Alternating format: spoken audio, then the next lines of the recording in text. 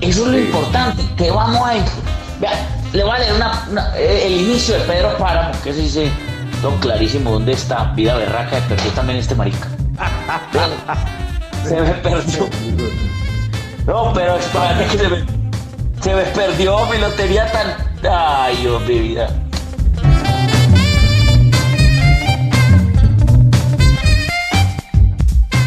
Para que nuestro sufro con tu había amado siempre para mí la vida entera como un sol de primavera. Qué lindo era Gardel con esta canción que es un clásico que se llama Cuesta Abajo. Cuesta Abajo con el gran Carlos Gardel, que murió desafortunadamente en Medellín, y esta ciudad que es tanguera. Medellín nos mueve el tango, en Medellín se vive el tango, se celebra un festival de tango, y al invitado de hoy a mí, perdón, nos gusta el tango, al invitado de hoy a mí nos apasiona el tango, nos mueve el tango. La canción se llama Cuesta Abajo. Bienvenidos a los libros de la vida. Hoy, un miércoles más que estamos acá y vamos a hablar de libros, vamos a hablar sabroso. Recuerden que nos pueden ver, escuchar en Spotify. También recuerden que estamos en YouTube, en la lista de reproducción de Suso el Paspi. Y la gente que nos ve a veces por YouTube dice, ay, ¿cuándo suben el otro? Pues primero nos pueden seguir aquí en @venga.hablemos. Ahí nos siguen y ahí estamos presentes para ustedes. Lo pueden ver de primera mano. En YouTube se están subiendo siempre atrasaditos un poquito.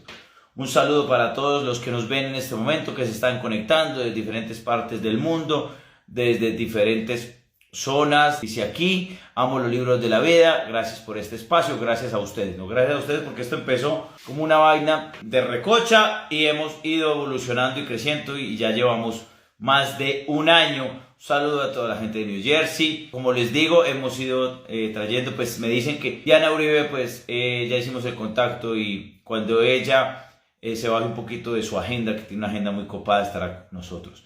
Un saludo para toda la gente de Orlando, Florida, pues desde Bogotá, desde Cali, nos siguen de todo lado. Bueno, y les quiero contar que nosotros en la librería tenemos estas joyitas. Vea, este que es Fernando González, para mí el mejor escritor, no solo antioqueño, sino colombiano. García Márquez es otro nivel, este está en el podio, junto con Fernando Vallejo, para mi gusto. El gran Fernando González, Viaje a pie, un libro divertidísimo que habla de filosofía divertida, con un hombre muy sabio, uno de los más sabios que hemos tenido nosotros. Esta colección que traen en AFIT tiene a Mario Escobar Velázquez, profesor de la Universidad de Antioquia, que tiene grandes libros. Este se llama Canto Rodado, pero también tiene muchos otros que los tenemos en la librería. Creo que son recomendados. También tenemos la obra escogida de Carrasquilla, los libros de Carrasquilla para que los compren. Estos son libros de antioqueños que sacó la Universidad de EAFI. Así que se los recomendamos a todos. Que preguntan ahí, me preguntan en este momento qué me estoy leyendo, que la gente ha visto, sí, El infinito en un junco. Es un libro de la historia del libro. Eso me parece genial. Usted aprende de todo, desde Alejandro Magno, qué era lo que pasaba con los egipcios, los griegos, cómo empezaron, cómo se formó todo, cómo se fueron armando las bibliotecas, los libreros, cómo se iban buscando. Y señores, hay una cosa muy bonita en ese libro. Uno de los apartados dice, junto con la tijera, que Humberto Eco decía que junto con la tijera, la cuchara, el libro eran inventos que no se podía inventar nada mejor. No se puede mejorar. El libro muy difícil como invento mejorarlo. Y ahí está, desde hace muchos siglos resistiendo. Ha pasado de épocas y pensaron que llegó el Kindle y que lo iba a desplazar, que el computador va a desplazar el libro. Y el libro ahí, el físico, el que tocamos, el que sentimos, el papel. Para la gente que está preguntando cómo se llama la librería, se llama Librería Te Creo. Librería Te Creo. Ahí nos está siguiendo la Librería Te Creo. Pueden hacer todos sus pedidos por WhatsApp. ¿Cuál es el teléfono? Aquí está, que es 322-583-9767. ¿Yo por qué lo digo así? Porque sufro de dislexia. 322-583-9767. ahí lo tienen para que, y sigan también a la librería Te Creo, que ahí están todas las promociones, para que averigüen y cuenten. Y yo ya voy con el invitado. Vamos aquí con el invitado, hombre, Luis Alirio. Véalo, ahí está Luis, hombre. Señor Dani Hoyos, buenas tardes. ¿Qué más, amigo? ¿Cómo vamos? Qué felicidad verte. Hombre, muy bien, muchas gracias por invitarme a este espacio tan popular suyo. Hombre, Dani. Popular, Ahí no, hombre. pasándola, haciéndole el quite a la... ¿Ah? Haciéndole el quite a qué. Vos sabés que esto es como una sesión de espiritismo. Esto es, te veo, pero no te escucho. Me escuchas, Sí, te oigo, pero no te veo. Estás eso ahí. eso estaba viendo yo aquí, que es como hablando con el fantasma, sí, señor. Hombre, Dani. Me alegró mucho ver este libro, ver la noticia del libro. Para la gente que quiera adquirir el libro, se llama Pecados Originales, de Luis Alirio Calle. Esto es con la editorial de la Universidad de Antioquia. ¿Con quién? Sí, Dani, es con la Universidad de Antioquia. Es un libro de 14 cuentos sobre historias en las que la mayor parte de los cuentos tienen historias en las que ese asunto del pecado, que tanto lo mortifica a uno y sobre todo cuando es niño, está asociado a la sexualidad. Entonces, los cuentos tienen en buena parte que ver con eso. Es decir, como tratando de ir a esa mortificación que significa pensar en el pecado y en que uno se va a ir para el infierno. Sobre todo porque tiene malos pensamientos, y los malos pensamientos no es le voy a robar a Dani Hoyos esto, voy a ir a darle un tiro a Dani Hoyos porque me hizo tal cosa. No, esos son delitos. En cambio, lo del sexo es pecado mortal. Es un poco buscando en eso, tratando como de conjurar muchas cosas que vienen detrás de uno durante toda la vida, hombre, Dani. Sí, eso me hace acordar, además estoy muy de acuerdo contigo, nosotros nos meten que es pecado todo, o sea, básicamente nosotros vivíamos una cultura que cuando uno era niño, mi abuelo pues era un hombre que amé mucho y mi mamita todavía vive, pero para ellos muchas cosas eran pecados. La gran mayoría de las cosas que uno hacía en la vida eran pecados. O sea, yo me acuerdo que yo a mi papito le pregunté ya grande, Pito, ¿qué no es pecado? Porque es que todo es pecado. O sea, mirar, ver, intentar dar, no saber, pensar. Y hay un texto muy lindo de Pamuk donde pone a hablar al diablo y el diablo dice una cosa muy, muy divertida, y es: a mí me achacan todo. Un muchacho piensa en las faldas de una muchacha y me lo achacan a mí. Un muchacho me masturba y me dicen que fui que yo y me le metí en la cabeza del muchacho. No, tampoco. Yo soy culpable de unas cosas, pero no de todas. Eso dice Pamuk. Luis, ¿cuánto duró este libro en gestarse? Hombre, Dani, mira, yo soy periodista hace 42 años y desde hace mucho tiempo, ya incluso antes de empezar a ejercer este oficio, yo tenía esa idea de contar historias, de escribir, de contar. Eso como que está en uno, digo yo. Tal vez así le suceda a un pintor, a un escultor, a un músico, que la historia, la partitura, la imagen los persigue y está como insistiendo los que hubo pues. El periodismo es un trabajo muy demandante, hombre, y uno tiene que darle todo el tiempo a un oficio como este. Entonces, eso es un proceso larguito, pues, por lo menos el de estos cuentos. Yo empecé a escribirlos y de pronto los terminé y empecé a darme cuenta que estaba yendo sobre ellos cada vez que quería escribir. De pronto tenía la idea de otra cosa y terminaba viendo los mismos cuentos que ya había escrito. Entonces dije, no, esto hay que publicarlo, si no se me queda. Y de veras que así es, Borges lo decía.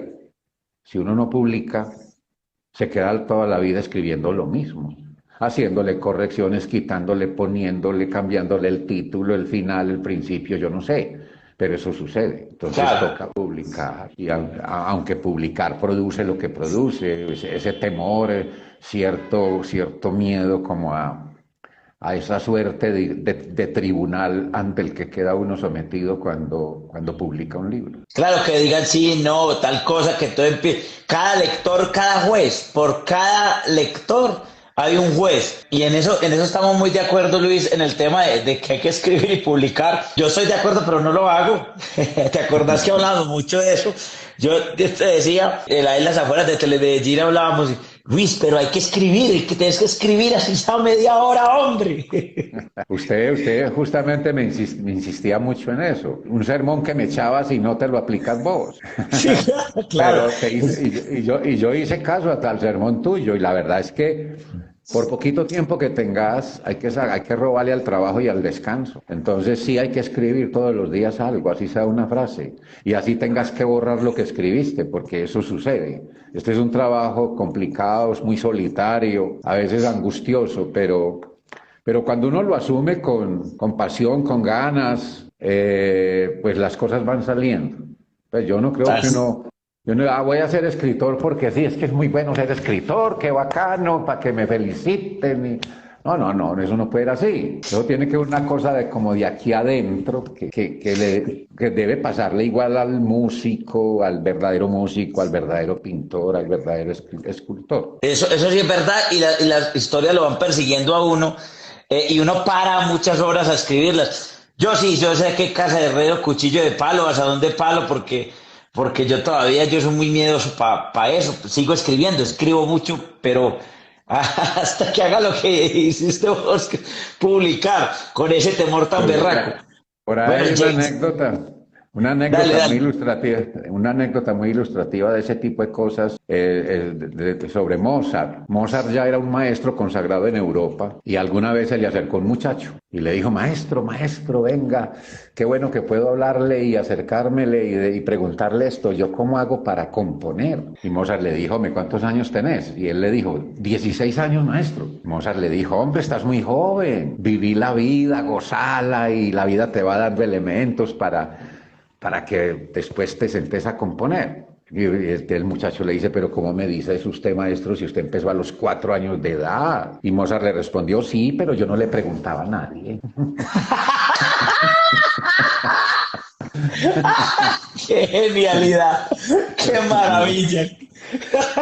Yo no me ponía a preguntarle a la gente si había que componer o no. Oye, me cae perfecto. Muchas gracias por la ilustración.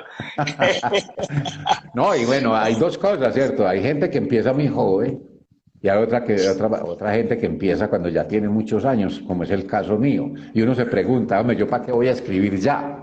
Con estos años o los que tengo, pero finalmente uno se da cuenta que no se trata de eso, ¿cierto? Si la vida le alcanza para escribir 2 o 3 o un libro, pues hombre, bien, tal vez con eso basta, o puede que le alcance la vida para escribir otros. Juan Rulfo, que es uno de mis autores favoritos, escribió 3 libros, El llano en llamas, Pedro Páramo y El gallo de oro, y pare de contar, y es famoso y está en la historia de la literatura universal, Juan Rulfo, con esos 3 libros. Y otros que han escrito 20, 25 libros ni los mencionan. A veces sucede. Sí, no es el tema de la cantidad. Ve, Luis, ¿dónde podemos conseguir el libro? Hombre, vea, la universidad, la editorial de la Universidad de Antioquia me ha dicho que hay una editorial que se llama El Siglo del Hombre. Siglo del Hombre, sí. Por un convenio de la universidad con esta editorial, esta se encarga de distribuirlo en algunas librerías. Lo que pasa es que entiendo que en estos días ha habido dificultades como consecuencia o efectos del paro. Entonces la universidad, por ejemplo, no ha iniciado labores académicas ni administrativas porque los estudiantes se han tomado la universidad. Pero eso está que se resuelve y parece que las cosas van mejorando. Entonces los libros están allá y no han podido sacarlos. Pero creo que hay algunos ya circulando por ahí. Una amiga mía se quejó en estos días que ya llevaba 8 días, había pedido unos libros y resulta que hoy le llegaron. O sea, que ya está circulando por ahí. Además que me da una buena noticia porque nosotros en la librería también tenemos convenio con Siglo del Hombre, entonces lo vamos a pedir para tenerlo en la librería y lo vamos a promocionar como manda, hermano, porque me lo va a leer también. No, la hora de leérmelo. Así que lo vamos a contar. Hombre, Luis, nos vamos a devolver, hermano, a tu época primaria. ¿Cómo empezó el gusto por los libros? Hombre, yo creo que eso fue en bachillerato, cuando yo estudiaba en el seminario. Yo fui seminarista 4 años, cuando existían los seminarios menores. Yo creo que eso se ha ido acabando mucho. Y si existe alguno, pues yo creo que son contados en los dedos de las manos. Yo entré al seminario de los claretianos en La Estrella y allá teníamos una sala de estudio y había biblioteca y ahí empecé yo a esculcar los libros y a buscar y empecé a leer. ¿cierto? Al principio, en primaria, por ejemplo, yo era muy perezoso para eso, qué pereza leer, hasta que me fui entonando, ¿cierto? Y alguna vez encontré yo El Conde de Montecristo y me leí ese libro y ahí, de ahí para adelante nadie me para, pues, o nadie me iba a evitar que leyera y leyera y leyera, ¿cierto? Entonces, ese libro me agarró a mí de tal manera que yo los cuento entre mis favoritos, pues que no sea lo mejor de la literatura universal, pero en su momento, eso fue por allá en el 1840 y pico que lo publicó, ¿cómo se llama el autor? Alejandro Dumas. Alexander Dumas. Dumas, sí, exacto. Pues deberíamos decir Alexandre Dumas. Dumont. Alexander Dumont. No, además Luis, que tiene que... No, ese libro es un librazo. Es un libro no solo de la venganza, sino del amor, de la resistencia, de todo, la planeación, este tipo allá, cómo lo engañan, cómo se mete y con los tres tipos. Bueno, en fin, todas esas cosas que pasan en el Conde de Montecristo, pero además empezar por lo alto y con una gran cantidad, porque es un libro de 1800 páginas. O sea, no es un libro cualquiera. Uno dice, yo empecé con este que era de 100, de 50, pero empezaste fue con uno de mil y punta. Imagínese, y después seguí yo con una obra que se llama Los Reyes Malditos, que cuando yo la leí eran 6 tomos, ahora son 7. Yo entonces el último tomo no me lo he leído, pero esa es otra que lo agarra uno de otro francés que se llama Mauricio Drouin. Sobre todo sobre las historias de esos reyes de Francia en el siglo XV, XVI, XVII, ¿cierto? Eso lo coge a uno y lo envuelve, y uno no ve la hora de llegar a la casa para seguir leyendo, ¿no? Desde esa época, y con esos libros empecé yo a leer, hermano. Y a viajar, eso te iba a decir, a viajar. Sos de Yarumal, Antioquia, un pueblo muy lindo, frío pero lindo, frío y faldudo pero lindo. Y la gente que quiera leerse también Los Reyes Malditos, es una anotación, los tenemos en Vividos, en la librería los tenemos en los libros Vividos, porque nosotros los llamamos de segunda, sino Vividos, porque son libros que ya tienen una historia, que ya han pasado por un lector. Entonces también los tenemos ahí, no la tenemos completa, nos faltan algunos, y ahí van a ver ustedes toda esa pompa y ese boato de los reyes franceses, que muchas de las cosas que nosotros hacemos hoy son por los reyes y no las sabíamos. Ahí encuentran un montón de explicaciones de cosas absurdas y cosas divinas también, como por ejemplo el tema de decorar, de podar los árboles, de podar los otros, de intervenir la naturaleza, porque ellos en Versalles querían que nosotros intervenir la naturaleza, decían, para que quede hermosa, porque el hombre es dueño de su entorno. Ahí los tienen. ¿Oíste, Luis? Yo te pedí que escogieras 5 libros. Ya hemos hablado pues de varios, ¿cierto? ¿Cuáles son los libros de tu vida? De esos 5 podemos decir 5, 10, 3, 2, no importa. Empecemos. El primer libro de tu vida que vos digas, este es el libro como de mi biblioteca que no puede faltar. La perla de John Steinbeck, estadounidense, sí. Premio Nobel 1962. Ese libro a mí me encantó. Es una novela corta, muy corta, pero pues uno no quisiera terminarla, y la verdad se la puede leer uno en una tarde, en menos de una tarde. Me paré porque lo estaba buscando. A mí siempre, yo no sé, los libros cuando alguien lo menciona se me escapan. Yo lo tenía allí y no está. No sé si lo notas que ese libro... Lo hablaba yo con Santiago en estos días, Santiago Rojas, el librero de Te Creo. Es un libro que cuenta una historia tan sencilla, que pareciera sencilla, pero con una complejidad y una profundidad impresionante. O sea, no es que tengamos para ser escritores o para tener el libro, no es que uno tenga que tener la super historia. Pues es una historia muy sencilla, esa familia con ese sufrimiento de este man, el sufrimiento de ella, y uno se mete ahí. Es de los pocos libros que me han hecho llorar. O sea, yo lo tengo en el top porque me asociaba mucho con ese sufrimiento de ellos familiar. ¿Ese lo leíste a qué edad? Es como Juan Rulfo, que uno lee los cuentos de Juan Rulfo y son historias completamente sencillas, pero es la manera de contarlas. Yo creo que la literatura en cada autor tiene también un tonito. Cuando le dicen a uno, es que no importa que me digas así, el problema es el tonito. Es que ese es el que vuela la chispa, o el que hace dar risa, o lo que sea. Digamos, ese es el estilo del autor. lograr llegar al lector de ese modo. Y eso logra, eso pues dando con una buena traducción, eso logra La Perla, lo mismo que Las uvas de la ira, que es otro libro de John Steinbeck, buenísimo, sobre el problema de los pescadores, la vida de ellos tan miserable, los salarios, todas estas cosas. La historia de La Perla es de un indio con su esposa que se encuentran una joya en el mar y resulta que con esa joya se vuelven ricos y empieza todo el mundo alrededor del indio, que se llama Quino, a pensar no en Quino sino en la joya. Entonces ya todo el mundo saluda. Antes nadie lo volteaba a ver, era un completo anónimo, no existía, pero como ya es dueño de una perla, ya todo el mundo quiere hablar con Quino, ser amigo de Quino, el médico lo atiende a las mil maravillas, todos pensando en cómo quitarle la perla a Quino. Entonces cómo esa perla se vuelve en la cosa más aterradora en la vida del pobre Quino. Es maravilloso. Y ese dilema de él con la esposa, que son unos dilemas profundos y unos dilemas de vida realmente, que a veces uno tiene, pues no digamos que los libros, yo no estoy muy de acuerdo como decir que ahí está la metáfora, pero está implícita, y es que lo que uno piensa que le puede traer muchos beneficios, le puede traer muchos problemas.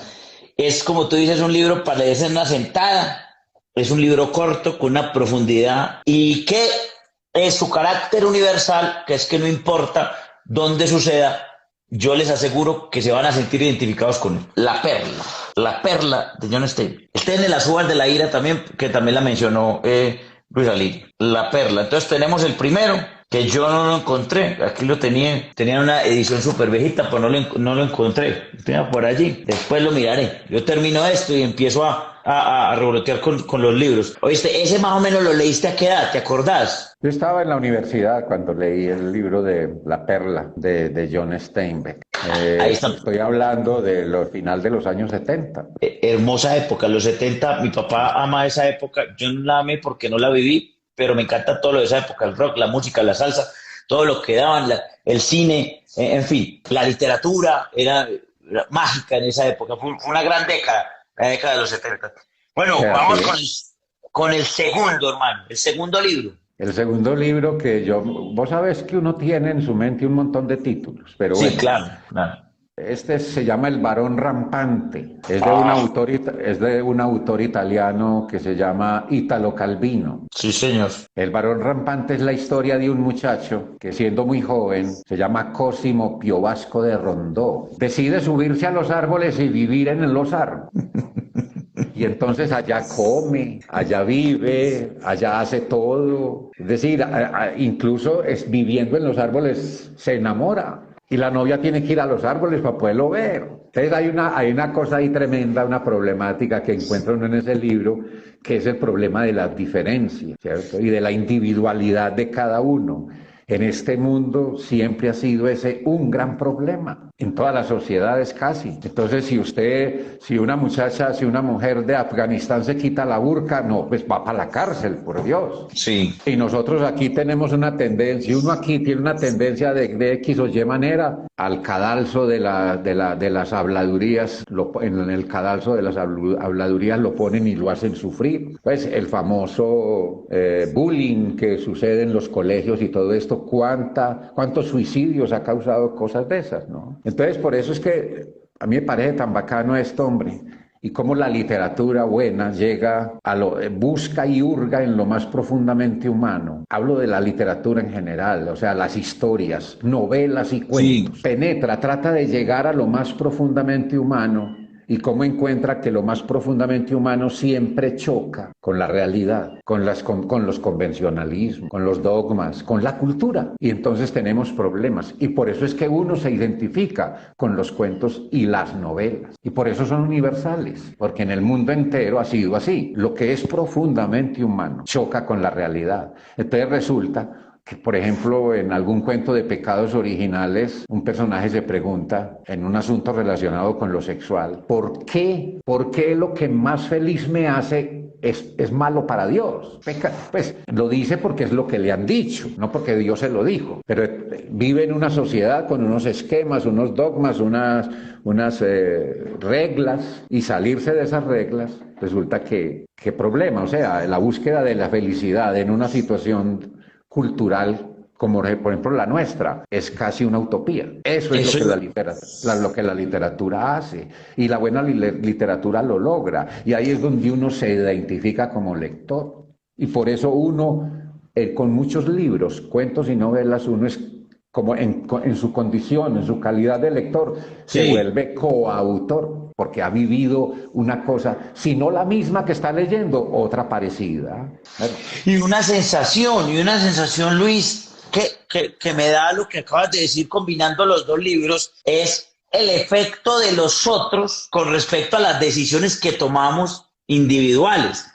El efecto que ocurre en los otros cuando ven a alguien distinto. El efecto que ahorita decías de la perla con Quino, que lo veían distinto. Lo mismo sucede con el varón rampante, que es ese cuento de que este man está por otras vainas, por otros caminos, y a nosotros nos han metido esa huevonada en la cabeza que tenemos que ser, ojo, nos meten una cosa que es contradictoria, no sé si estés de acuerdo o no, y es que nos viven diciendo, hay que ser diferentes, tú tienes que poner tu estilo, pero cuando eres muy diferente, hay que ser diferentes, pero no tanto. Hay que ser diferentes, pero dentro de iguales a todos. Entonces es una contradicción muy berraca, porque ustedes están viendo, sea diferente, pero si es diferente, a mí no me gusta. Eso es desde el otro, de la vista del otro. Me gusta también ese tema del varón rampante en ese sentido. Y Ítalo, además es un escritor del carajo. Nosotros no lo podemos tener en la librería, por ahí lo va a tener que traer de España, porque Ciruela es la que tiene todos los libros de él. Él tiene otro hermoso que se llama Las ciudades invisibles, y tiene un texto que para la gente que quiera aprender un poquito, no solo de literatura, sino de creatividad, se llama 6 propuestas para el próximo milenio, y tiene otro también que es el de las novelas, el man que está haciendo muchas novelas, que son muchos inicios de novelas. Bueno, ahorita me acordaré de él. Si una noche de invierno un viajero, si una tarde de invierno un viajero. Ese tema del otro con respecto a la diferencia lo hemos vivido nosotros mucho, porque nos marca, porque nos quieren poner diciendo sea original, pero sea igualito al resto. Entonces los que sea original, pero de una manera que sea igual al resto. Es una contradicción de nuestra sociedad, y en eso estamos de acuerdo, Luis. Y qué bueno, la gente aquí está feliz con vos hablando, comentándote eso, y está muy de acuerdo todo el mundo que respetar la diferencia. Como decía una amiga, yo respeto la diferencia desde que no esté al lado mío, desde que piensen igual a mí. Eso es muy claro. Respeto la diferencia desde que piense muy parecido a mí. Me encanta la diferencia. El tercer libro, y esto que estoy haciendo, yo sé que es irrespetuoso porque uno tiene muchos libros en la cabeza y se le pueden quedar unos por fuera, pero aquí hemos ido mencionando varios, y esto es una excusa, como todo, como ir al cine, como sentarse y tomarse un café, como salir de la casa, es una excusa para conversar. Y nuestra excusa para conversar es que vamos con el tercer libro. El tercer libro que se me ocurre, hombre, Suso, y que me haya marcado. Perdón que te diga así, hombre, como tu amigo Suso, ¿te pareces mucho? Hombre, No, Dani. Yo a vos es de los poquitos que se lo paso. El amante de Lady Chatterley. Sí. Bien, Es un libro de un inglés que se llama David Herbert Lawrence. Fue publicado en Italia, en Florencia, a pesar de ser el inglés, porque es que el libro fue censurado. En el Reino Unido vino a ser publicado ya por allá en 1960. El amante de Lady Chatterley es la historia de una mujer de la élite londinense que está casada con un hombre muy rico. Ella también lo es por familia y por herencias, y el hombre tiene una dificultad física, pues no puede caminar por algún accidente, y ese matrimonio se va erosionando poco a poco, ¿no? Él tampoco es muy tierno con ella, entonces ella empieza a vivir con una situación profundamente humana, como decía ahora, y termina enredada con el guardabosques, y ese es su amante. Entonces en el libro hay toda un planteamiento sobre el problema de la infidelidad, sobre el problema del sexo mismo, físico, de cómo sucede eso. Hay partes en el libro que lo hacen a uno dudar de lo verdaderamente delicioso que siente uno, que es la sexualidad, porque ella tiene un montón de vainas adentro, ¿no?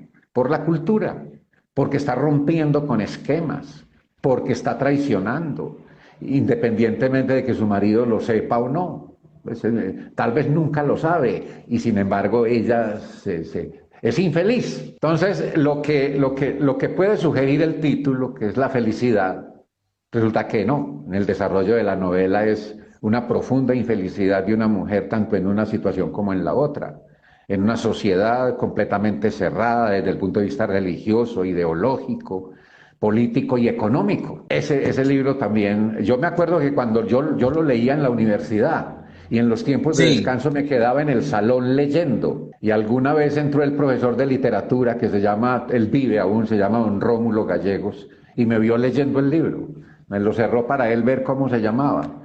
Y apenas vio que estaba leyendo el amante de Lady Chatterley, me dijo, Ave María, alta pornografía literaria.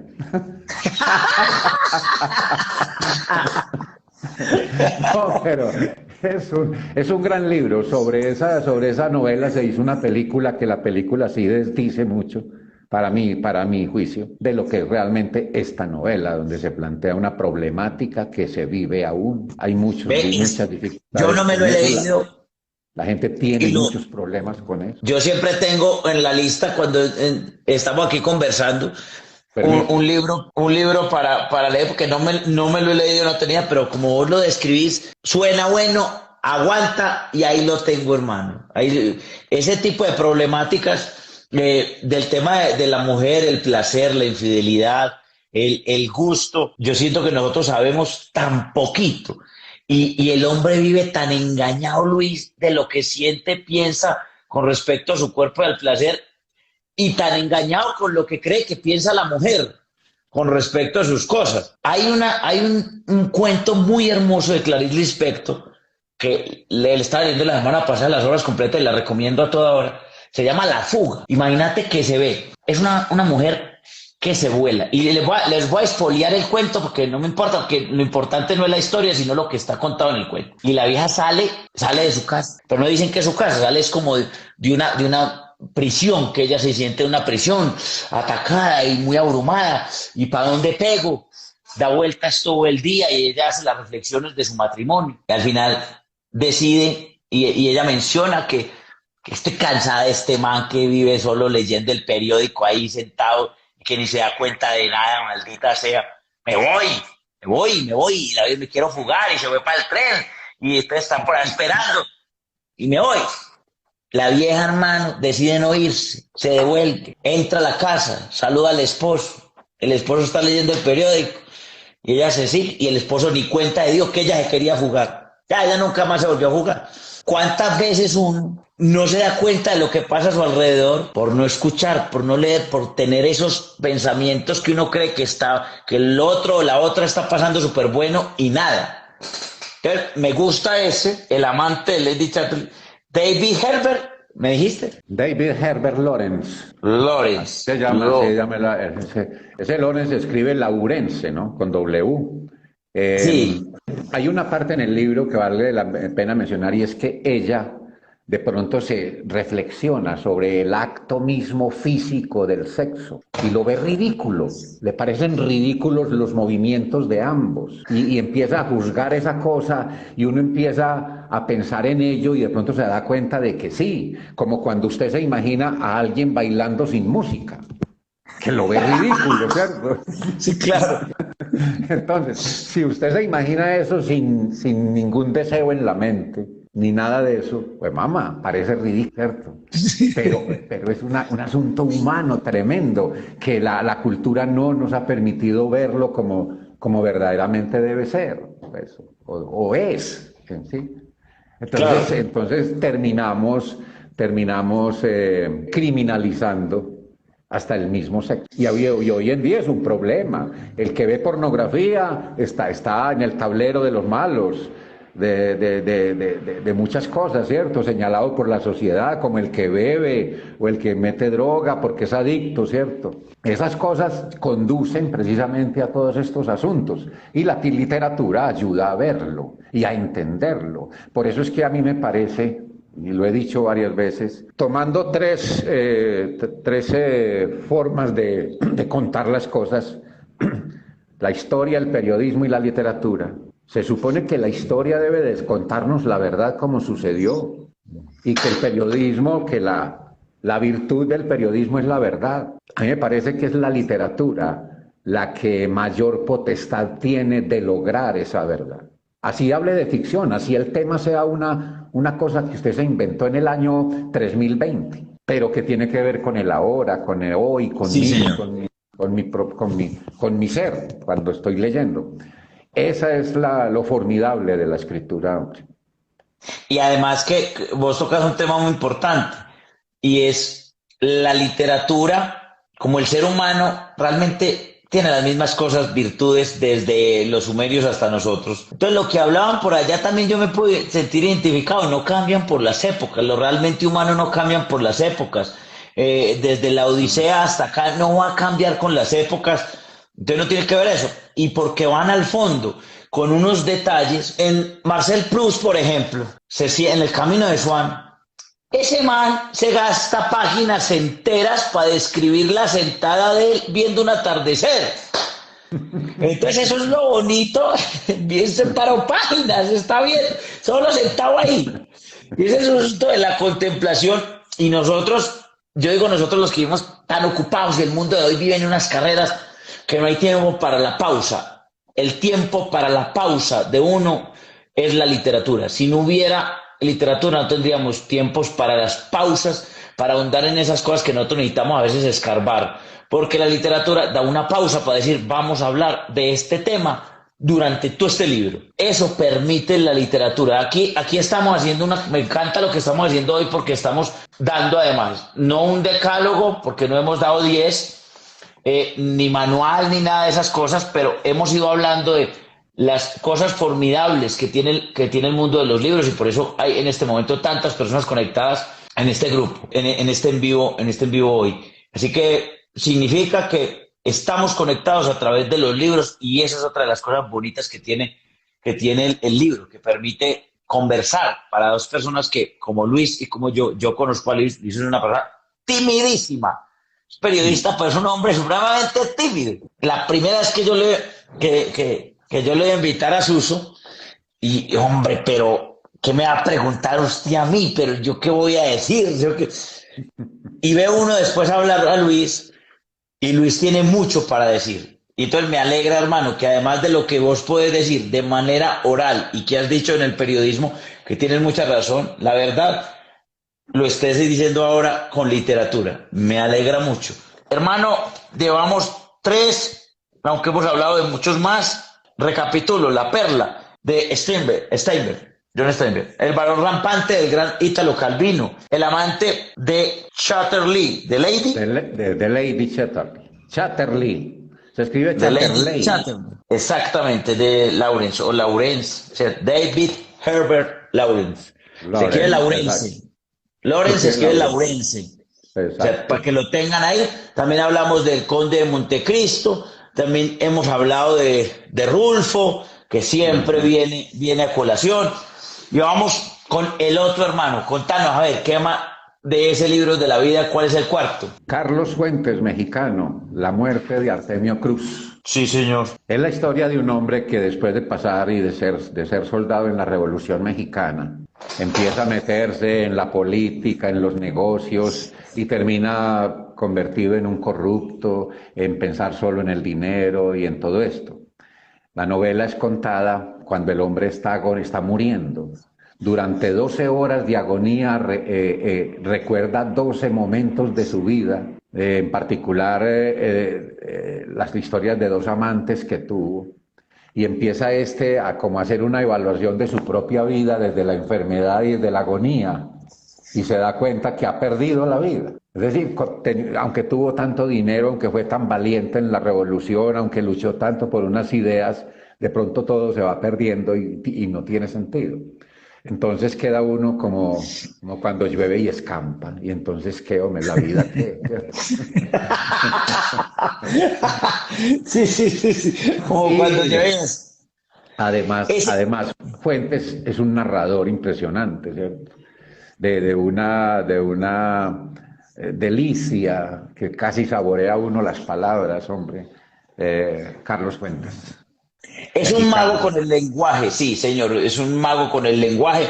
Desafortunado. Aquí no se le explicaban. García Márquez decía, ¿y cómo no le van a dar el Nobel a este man, hombre? ¿Cómo no? ¿Cómo no le dieron? Porque si ustedes notan, Luis la cuenta, Luis es un narrador impresionante para contarle a uno cómo es el libro, pero cuando usted va a leer el libro, no es así como lo cuenta Luis. Él va, vuelve y va, de un párrafo pasa al otro, de este al otro. Entonces, si ustedes lo van a leer, tranquilitos, léaselo despacio, porque es que las cosas buenas hay que disfrutarlas. Ese señor es un mago con las palabras, entonces usted no puede ir como leyéndolo por ahí en el carro y entonces pasar de un párrafo al otro, ¿no? Porque ya puede estar hablando de otro tiempo, de otro momento de él, y ese man pasa así rápidamente y usted se puede perder. Entonces, póngale mucho cuidado cuando esté leyendo, sobre todo si va a pasar de un párrafo al otro, con qué tono empieza el otro párrafo, porque puede estar en un tiempo distinto.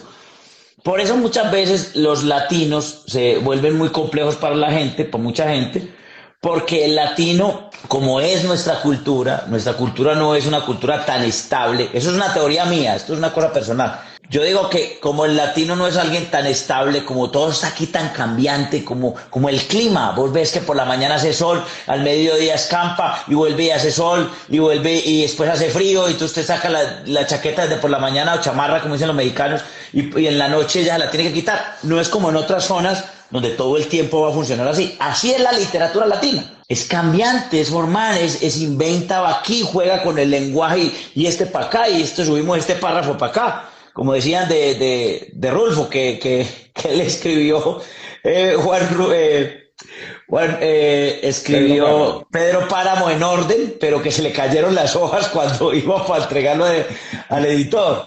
Eso puede pasar. Entonces ya saben, la muerte de Artemio Cruz. Eso debió pasarle a Julio Cortázar con Rayuela. Sí, a Onetti también le debió pasar con La vida breve. Muchos. Mire todos los autores que mencionamos, hombre, y uno dice, ¿cómo digo yo que estos 5 son? No, es decir, usted me puso a escoger cinco obras que me han marcado, pero sí, dejo por fuera un montón. La Metamorfosis de Kafka, por ejemplo. ¿A dónde queda? La misma Rayuela de Borges, de Cortázar. Sí, los cuentos de Borges, un libro como Ficciones, por ejemplo, que lo mueve a uno. Aunque Borges es un capítulo aparte, ¿no? Borges es otra cosa. Borges, yo lo veo es como que están en el Olimpo él y García Márquez, están por allá en otra cosa, mirando a los otros como de para arriba. Y tan teso, que decías ahora, tan teso Rulfo, con 3 libritos, y también yo creo que está en el Olimpo mirándolos a todos de para abajo. Sí, porque es un señor impresionante. Justo mi quinto libro es Pedro Páramo, ¿cierto? Porque es que la manera como él cuenta eso es impresionante, ¿cierto? Cómo los muertos en el cementerio conversan. Eso es maravilloso. Eso no lo logra y no la literatura. Entonces, y tiene un sentido dentro de la realidad que vivimos, que es lo más jodido. Ahí es donde logra uno, pues donde un buen escritor logra llegar a un lector con un mensaje, ¿no? No con una moraleja, sino con una historia, porque no está dado al escritor ser moralista con nada. Si usted está escribiendo sobre un delincuente, usted tiene que escribir como es ese delincuente sin juzgarlo, que es uno de los grandes problemas del periodismo, los adjetivos. Pero la adjetivación en literatura es otra cosa, ¿cierto? Ante todo hay una ética del autor, una ética profundamente humana con sus personajes. El mismo Borges decía, a un escritor le está dado escribir una fábula, pero no la moralidad de la fábula. Entonces, sí, señor. Pedro Páramo es formidable en ese sentido de lo que le hace sentir a uno. Además que tiene una cosa, y es que te prueba como lector en este sentido, y es que nosotros vivimos en la realidad, vivimos que todo tiene que ser estructurado, y la realidad, y quiero entender desde mi propia realidad. Entonces, a mí, una persona que fue a la librería me decía, yo traté de leer Pedro Páramo, es que yo no pude entender cuáles eran los vivos y cuáles eran los muertos. Entonces yo le decía, no importa, pero ¿para qué vamos a entender? ¿Pero qué necesidad hay de entender cuáles son los vivos y cuáles son los muertos? Para mí todos están muertos y oche con todos los marranos, lo que importa es lo que están diciendo, lo que importa es lo que está conversando. Y yo decía, yo nunca lo había visto así, es que nos dijeron, trate de entender, es que es el problema como que nos dañan los libros, es yo trato de entender a ver cómo se cuadra esto para poderlo explicar en mi mente. Cuando yo lo que pienso es que un libro con 2 o 3 frases que te diga, que te cambien la vida, porque a uno un libro le puede cambiar la vida con 2 frases que quedan a uno pegadas. Eso es lo importante, que vamos a... Vea, le voy a leer el inicio de Pedro Páramo, que se dice todo clarísimo dónde está vida berraca de perdió también este marica. Vean, se me perdió. No, pero espérate que se me perdió, me lo tenía tan... Ay, hombre, vida. Este es el llano en llamas. No, hombre, pero ¿dónde está Pedro? Velo aquí, no te vas a colgar, no me vas a colgar. No me vas a colgar, Luis, que es que ve. Esto es un tema de decisión de autor. Mire, así empieza Pedro Páramo, me permiten, les leo un pedacito. Vine a Comala porque me dijeron que acá vivía mi padre, un tal Pedro Páramo. Mi madre me lo dijo y yo le prometí que vendría a verlo en cuanto ella muriera. Le apreté sus manos en señal de que lo haría, pues ella estaba por morirse y yo en plan de prometerlo todo. No dejes de ir a visitarlo, me recomendó. Se llama de este modo y de este otro. Estoy segura de que le dará gusto conocerte. Entonces no pude hacer otra cosa sino decirle que así lo haría, y de tanto decírselo, se lo seguí diciendo aún después. Ojo a esto, de tanto decírselo, se lo seguí diciendo aún después que mis manos les costó trabajo zafarse de sus manos muertas. Eso es una brillantez, como este man narra que este man se está zafando de las manos de una...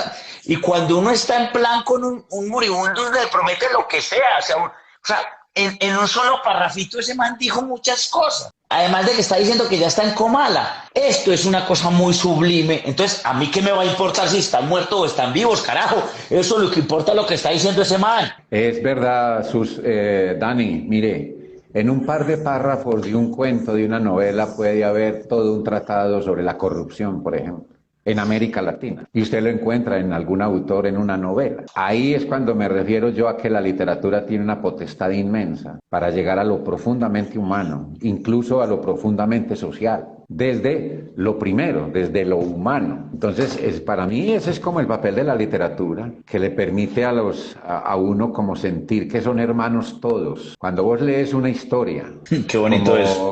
Como Oliver Twist, de Charles Dickens, te das cuenta que te encontrás con Oliverio Twist todos los días en las calles de Medellín. Esa es la maravilla, ¿cierto? Y entendés y te sentís hermano de los ingleses, y sabes que la tristeza también está allá, y la amargura y el dolor, que si yo me voy para allá no voy a encontrar la felicidad. Cuando uno viaja, que cree que es que por allá en Helsinki, en Ámsterdam, va a encontrar uno cosas impresionantes que nunca ha visto en Medellín, y va y encuentra uno callecitas miserables peores que las de Medellín. Entonces, la literatura lo lleva a uno a viajar sin cobrarle tiquete. Sí, señor. Lo lleva a uno a otros países sin visa, lo lleva a uno a otras épocas del tiempo, sin máquina del tiempo, y lo lleva a entendernos que, vea, hombre, somos lo mismo. Tenemos casi que los mismos problemas aquí y allá, con diferentes énfasis sociológicos y económicos y tal. Eso sí es distinto. Pero los temas que encarnan el ser humano, que lo mueven en su interior, que hacen que se mueva hacia ciertas cosas, buenas o malas, arriba o abajo, son los mismos básicamente aquí que los chinos. O sea, son los mismos dilemas. Verdad es que cada novela, cada cuento en literatura, cuando uno los termina, lo remiten a uno a un problema filosófico. Y así por el estilo en toda la literatura universal, ¿cierto? Mire usted, léase usted el Quijote para que vea cosas que todavía se viven, ¿cierto? Y a veces con una vigencia alarmante, dice uno, por Dios. O es que en el siglo de Cervantes se vivía lo mismo, o es que Cervantes era un adelantado que se llegó hasta esta época. No, somos el género humano sometido a unas culturas que nos atenazan. La literatura deja ver eso y abre puertas para que a uno se le ocurran cosas. Un lector avesado puede llegar a tener ideas formidables de cambio. puede llegar a ser un gran político, esclarecido, un político esclarecido. Pareciera que las dos palabras se rechazan. Pero Sí. no convergen. A mí me parece que siempre deben convergen si van dentro de lo que uno entendería como político en su buena forma. El mismo barco. No me acuerdo el filósofo en este momento, pero es un filósofo duro, tiene un libro que se llama El mismo barco, en el mismo barco. Dice que la política es el arte de lo posible. Entonces el problema no es la política, el problema es la condición humana. Como el problema no es el dinero, el problema es la condición humana. Como el problema no es la infidelidad o la mentira, el problema es la condición humana que trabaja con eso. Como la virtud no es el talento, es el ser humano el que proporciona y va desarrollando esos talentos. También para acá, para un lado y para el otro. Luis, qué encantador, hermano, siempre hablar con vos. Voy a repetir aquí. Ay, perdón. Antes de que termine, quiero pedirle disculpas por irrespetar su espacio, hombre, con el cigarro, pero me dieron muchas ganas de fumar. No, Lo entenderá. no te preocupes. Eso nos... ¿Quién soy yo? Mire, te voy a decir esto. Y le voy a decir esto a la gente. De las cosas más complicadas que hay que dejar es el alcohol. Luis y yo lo sabemos perfectamente. No voy a andar en eso, pero voy a andar en un asunto de socialmente. Si yo aquí hubiera tenido una copa de vino, tomo vino, la gente estaría diciendo, ay, súper bien.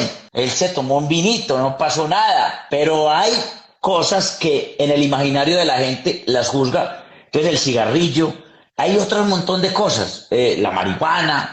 Yo no estoy diciendo que la gente se dedique a vivir el vicio, ¿cierto? Estoy hablando desde el fenómeno social que implica aceptar unas cosas y rechazar otras, cuando pueden generar las mismas cosas unas que las otras. Yo en estos días le decía a una tía mía, tía, aquí está, yo me tomo alguna cosa, si me tomo eso, ¿qué? Pero si imagínate, yo fumando marihuana aquí. Y ella me dice, ay, ¿cómo le ocurre? Entonces, hay vicios permitidos por la sociedad, hay vicios aceptados y que la sociedad los promueve y los divulga a toda hora. Así que, tranquilo, hermano, no se preocupe.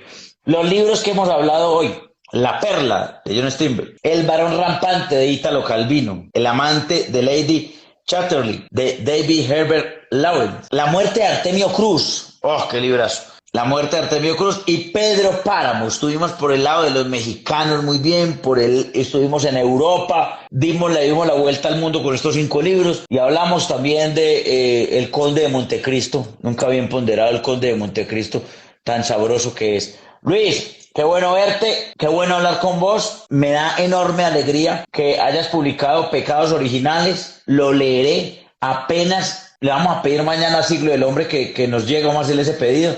Y apenas lo llegue le vamos a contar a todo el mundo que lo tenemos para que la gente lo lea, hermano. Felicitaciones. Gracias por escribir. Gracias a usted, hombre Dani, por haberme invitado a este espacio tan agradable. Conversar con usted siempre ha sido muy interesante y muy estimulante de cosas para decir, hombre, que de pronto pueden servirle a muchos y a uno mismo, desde luego. Gracias y bueno, no hay, quedan los pecados originales.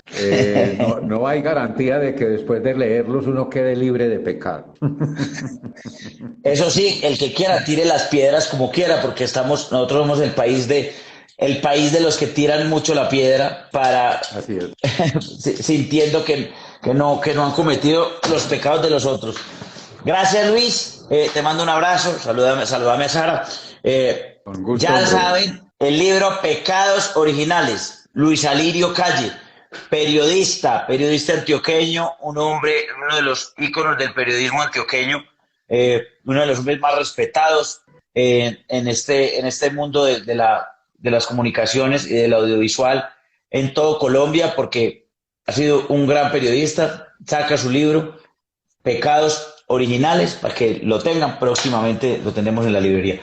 Luis, chao, te cuidas mucho, hermano, nos seguimos Igualmente. hablando para que conversemos en estos días y para que vayas a la librería, hombre, y nos tomemos un café y echemos cháchara allá. Muy bien, Dani, muchas gracias. A todos, muchas gracias por estar en este espacio.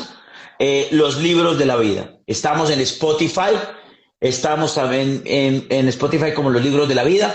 Estamos también en YouTube, en la página de Susel Paspi que dice los libros de la vida, hay una lista de reproducción donde están todos. Lean por todo lo que ya dijimos en esta charla. Y por una cosita más, porque el que lee nunca está solo. Gracias, chao, Dios les pague, nos vemos en 8 días.